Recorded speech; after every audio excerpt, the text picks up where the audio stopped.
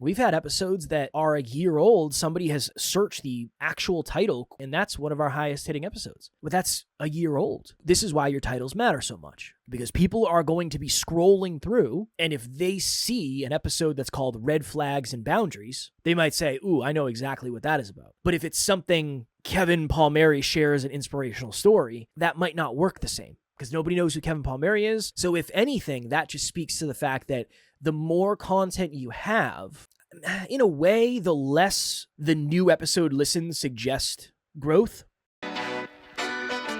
Podcast Growth Nation, welcome back to another episode of Podcast Growth University, where we talk all things podcasting all the time. I can actually talk today, so that is good news for me and probably for you. I know the team did a good job of making me sound better than I was last episode, but now we are back. I hope you enjoyed last week's episode where we talked about pricing. Again, I know not everybody is going to be coaches, but if you are going to provide a service or a product or something like that, I think having that conversation is really, really important. I really, really do. So I hope you enjoyed that episode. Today, for episode number 135, this stat usually surprises podcasters. The reason I named it that is I didn't really know what to name it that would actually make sense. I was talking to one of our clients the other day, and he'll occasionally message me on WhatsApp and say, hey, can we hop on a quick 15-minute call? I just want to catch up, pick your brain on stuff. And he said, you know what's really cool? Some of the early episodes are still getting listens. And I said, that's the thing that's really hard to explain.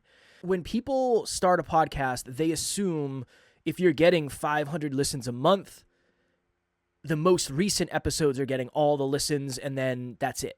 And your old content dies. So what I want to do today is I want to pull up, and I'm going to keep it anonymous, obviously, but I'm going to share some numbers with you from one of our clients, because I think this is really important and really valuable to understand. And we'll dive into kind of what it means. So the stat that usually surprises podcasters is, I don't know exactly how you'd measure it, but I would say the percentage of listens over a 30-day period in terms of the oldest episodes to the newest episodes. Kind of a crappy way to put it, but hopefully it'll make sense when I explain it. All right, so I am looking at a 31-day period for one of our clients. In these 31 days, they had 1,340 listens, and this is on Buzzsprout. So this is all of their audio. This isn't video. There's no video included. They dropped an episode every week. So they dropped 5 episodes in April. 4 episodes in April. And I'm going to give you some numbers here. Okay, so remember this. A couple numbers to remember. 1,340. That's how many listens they got in April. Out of those 1,340 downloads, 144 were on their newest episode, so April 25th. 142 were on the previous week's episode. 214 were on the episode before that. 253 were on the episode before that. So in April, they got 467, 609, 700. Let's say they got 850 of their listens in April from episodes that dropped in April. Okay? So let's just say 840 for simple math. 500 listens that came in April. Almost 30% of their listens that came in April were from old episodes. So these are the episodes in March. So this episode got dropped a month prior. 62 listens. The episode previous to that, 30 listens. The episode previous to that, 29 listens. Previous to that, 14, 27, 26. All the way down to the trailer that got 37 listens. The first real episode got 31 listens. The second real episode got 45 listens. All of these episodes got listens. Now, that suggests a lot of different things, and here's where really diving into the stats is beneficial. If 37 people listen to your trailer, and 31 listen to the first ever episode, And you look up and you realize that, okay, every single episode we've ever dropped has gotten listens. That most likely means somebody subscribed and chose to download all your episodes.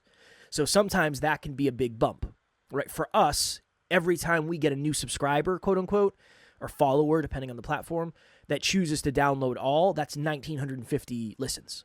So that can add up really, really quickly. The simplest point I want to make in this short episode, again, I always say it, but it ends up being 20 minutes, is it wouldn't surprise me if 50% of your listens in a given month were from that month's episode, and the other 50% of listens were from previous episodes. Your content lives forever. Now, are you going to improve? Sure. Are you going to get better? Your interview's going to get better? Your guest's going to get better? All that stuff? Yes, for sure. But the point of this is the further you get into it, the easier in a way it is to grow. So at this point, the 1,340 downloads, listens, I like calling them listens because downloads sometimes gets confusing for people, but 1,340 downloads, this person was only 26 episodes in. So if we were to look at a more recent month, so that was April 2024. Let's look at August because they had simple numbers and similar numbers. They had 1,300 listens in August. And same thing. They were 44 episodes in as of August, at the end of August. Trailer got 21 listens. Episode 1 got 26, episode 2 got 23, episode 4 got 22, episode 5 got 14. I'm willing to bet the numbers are probably pretty similar. Now, August had 5 weeks, so it's a little bit different. But if I was to add up, so I'll just do the math. We'll just do the mental math here. So 300, 500, we'll say 700 of their 1,304 listens came from episodes dropped in that month, and then the other 600 came from episodes dropped in previous months. So if anything, that just speaks to the fact that the more content you have, I guess the less, in a way, the less the new episode listens suggest growth. It's still important, obviously, to get new listens and new listeners and episodes that are recent to get listens, obviously. But all I'm trying to make for a point here is the more content you have, the easier it is for somebody to binge it. And in the beginning, I assumed your most recent episode got 90% of the listens, and then the rest of the catalog probably got 10%. Looking at this data, this person's at like 60-40. Let me come to a more recent one and see. Let me come to the last complete month. The last complete month, I would say they were 50-50. Now, the last complete month was December. December was a little bit of a down month because it's a holiday. So is that apples to apples? Maybe not necessarily. But from what we're seeing, the data shows that you can expect to get a fair amount of back catalog listens as your show is growing. And I think that's just a stat that was very surprising to me in the beginning. I didn't expect that. And I've had a lot of clients tell me, it's really cool to see my old episodes are still getting listens. So what does this mean, and what are the tactics and strategies around it? Well, again, we use Buzzsprout, and many other platforms allow you to do this. But on Buzzsprout, you can add what are called dynamic ads. So like dynamic ad insertion. All that means is you're able to record an ad or a mid-tro or whatever it is, and it will put it in all of your episodes for you. It'll go back and put it in all the episodes. And you can change that at any time. So in theory, you can make it so all of your episodes have the same ad, which is valuable because if 50 people are listening to an old episode, you want to make sure that you have the right call to action in there. That's one thought. Now, I am not necessarily one to do that because I would much rather have people have the understanding of all the offerings we have. So for us, we have a lot of different calls to action. We have a physical product, we have courses, we have group coaching, we have one-on-one coaching, we have live events, we have a charity. There's a lot of different. We have a Facebook group. There's so many different things. So for me, 99% of our calls to action are going to live forever anyway because they're pieces of the business. I don't really want to do the dynamic type ads. It just doesn't make sense for me. And we can record mid-tros and change it up. It's not that big of a deal. But that is something to take note on. An episode that is a year old might be worth you testing out some dynamic ads, dynamic ad insertion, because if 50 people are going to listen to it, you can have your most recent offer if you want to do it that way. That's just not the way that we've chosen to do it. And again, I'm not saying our way is the best way. It's different when you have an episode that drops every day. It's just different. You're not necessarily playing the same game. But let's say you have a group coaching that starts every 3 months, hypothetically. It might be valuable to have a mid-tro that is dynamically inserted into the middle of all of your episodes. That way, if somebody listens to the first episode and they say, wow, these are my people, this is my person, this is my type of content, they hear the mid-tro, and the mid-tro is for group coaching that's starting in 2 weeks, that might be something that they want to do. Worst case scenario, maybe it just raises their awareness. But that is something to take note of. Next Level University and Kevin is exactly where you need to be if you're a podcaster. When I first started out just a few months ago, I had no clue on the direction I was going. I was getting hustled by another company that was giving me not even close to the value that Kevin and Next Level U was giving me. They literally changed the trajectory of my podcast, have helped me out tremendously. They understand the clients. I promise you, you will not go wrong with dealing with Kevin and Next Level U. I'll see you there. The other thing, I guess, it depends on how you think about it. I guess this would be more the conversation around if you have an episode that in retrospect you think is terrible, should you pull it down? I don't think so, because I feel like it's valuable. And I would hate for you to go from episode 15 to episode 20 because you're missing 5 episodes that you didn't think were good. When we switched over from from SoundCloud to Buzzsprout, for some reason, 5 of our episodes disappeared. So I don't have our first 5 episodes, which is devastating. They're gone. I don't know what happened to them. And unfortunately, we didn't have them backed up. So when you go on Apple Podcasts for Next Level U, I think episode 6 is the first one, I think, which is not ideal. It's probably not a great look, but there's not really much we can do about it at this point. But that's another thought process around this. Your old episodes are going to get views. Your old episodes are going to get listens, and it's probably going to be a bigger majority of the monthly listens than you thought in the first place. I'll look at one other client just so we can kind of do apples to apples here. Let me see. Who is a good... This client had 365 listens in this month, and it's going to be a little bit harder. Maybe not. Let's see. 50. Okay. This is good. Let's say 75 listens came from the month that they were in, and 290 listens came from old episodes. That is really what I wanted to touch on today. Now, that might not mean anything to you. It might mean everything to you. It might not be at all a surprise because you're tracking your stats all the time. It might be a complete surprise. I think the number one takeaway from this, though, is if you go back and you look at your stats, and at some point I'll do a deeper dive into stats and I'll make sure I'll have a list of like, all right, what are we looking for? What does it mean? The simplest one is if you go back and you see that every single episode has at least one listen, one download, that most likely means somebody chose to subscribe and they chose to download all episodes. Outside of that, there's a lot of different, still the Wild West. The podcast industry, unfortunately, is still kind of the Wild West.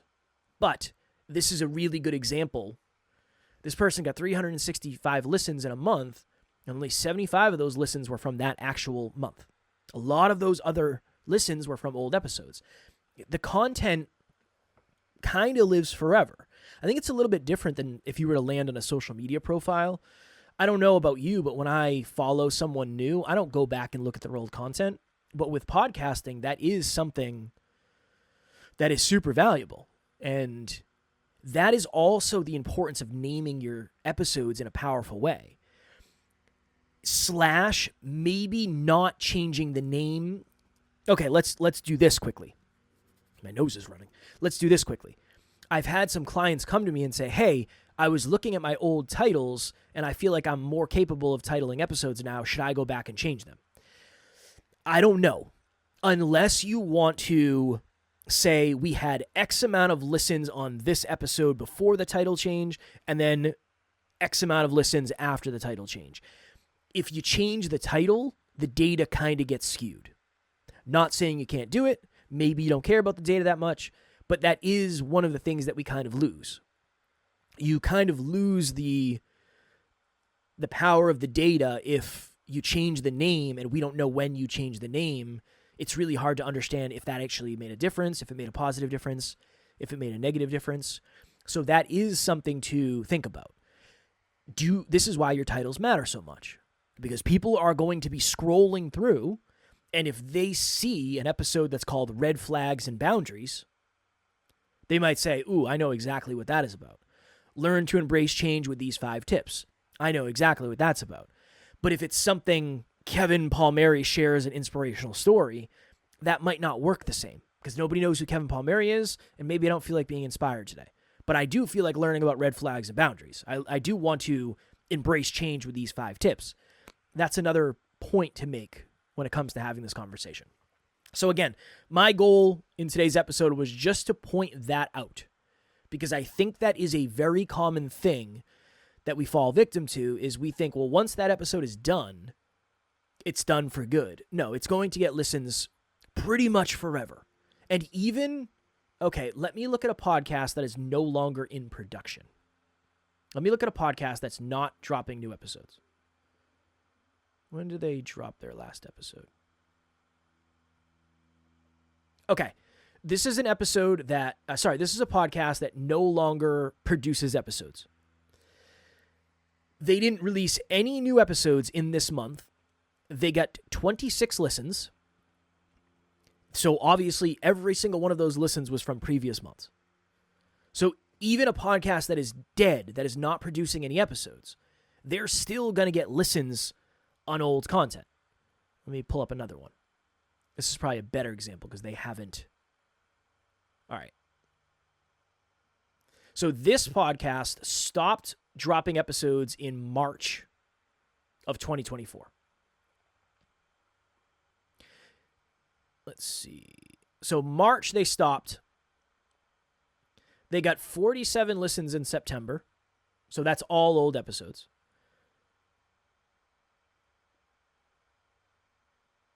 In May, they got 129 listens. That's all old episodes. June, 89. July, 23. September, 47. October, 38. November, 8. December, 6. January, 25. Which to me means something happened in January where somebody came across their podcast because they're not promoting it anymore. So here, that's the weird thing, right? Why did they get 25 listens all of a sudden in January? Somebody was searching, and they probably popped up, and it looks like they might have gotten people to subscribe, even though they're not doing it anymore. So there's something to be said about that. There's something to be said about that. Take this information in whatever way you choose. My goal is for you to look at your content a little bit differently and understand that this is every episode you do is kind of a team member that's helping you with your goals, helping you with the dream, helping you get the message, helping you with the mission. Every single one of these episodes can do passive impact. And if you have that in mind, I think it helps a little bit more. It might not crush it when you drop the episode. It might not be this isn't the biggest episode I've ever dropped. But you don't know what it's going to do a year from today. You don't know what's going to happen in a couple months. There's a lot can happen. A lot can happen. And if somebody searches that title, we've had episodes that are a year old. Somebody has searched the actual title word by word, letter by letter in Spotify, and that's one of our highest hitting episodes. But that's a year old. That's way back there. All right, a year for us is 365 episodes prior. That episode's crushing it. You never know. You never know. This is the old quote, the harder I work, the luckier it seems that I get. It's kind of the same with this. But it's the more episodes I put out, the luckier I find myself becoming, because you just never know. The one thing I do know is when you stop, obviously it's hard to win. Right? This person's still getting listens, but they're not doing anything with it. Could they still be getting business from it? Yes. But they lost the compound effect. They lost all of their momentum. And if they do choose to start over, it's going to be hard. Yes, we have an existing audience. We can rebuild the trust, but it's not going to be easy. But I do think that there's lessons in this. So that was my goal for today. As always, if you are stuck in some way, if you need help chasing the data down, whatever it is, I'll have my link in the show notes for a free 30-minute podcast breakthrough session. We have the link, the affiliate link for Buzzsprout, which is where I'm getting all these stats. A wonderful, wonderful podcast host. I'm a huge fan. Also have the affiliate link for StreamYard, where we record our video. Again, StreamYard just doubled their price. I think they went from like $40 a month to $80 or $90 a month. For most people, that is not sustainable, so please do not feel any pressure to sign up to help me in any way. Do what works best for you and what is most affordable. I don't know yet what we're going to talk about next week. There's a piece of me that kind of wants to do like a freestyle episode where if I don't feel like I have enough content for one subject for a complete episode, maybe I'll put 3 or 4 or 5 of those together and just do kind of a freestyle episode of what I'm seeing. That's something I kind of want to do. So maybe that is what we'll do next week. Because there's a lot of things that I see that it's going to take me 5 minutes to talk about. And I don't want to try to stretch that 5 minutes into 20 minutes like it always is. I'd rather take a few things and just have kind of a buffet style episode. So maybe that's what we'll do next week. Let me know your thoughts on that. All right. I hope that your year is off to a strong start, that you still have the podcast bug. You haven't lost your love for it. I hope you're talking about stuff that matters to you. You're interviewing people that you want to talk to. You're getting on other shows, and you're practicing the craft. That is what I hope most for you all. As always, keep on crushing it, keep on podcasting, and I will talk to you all next week.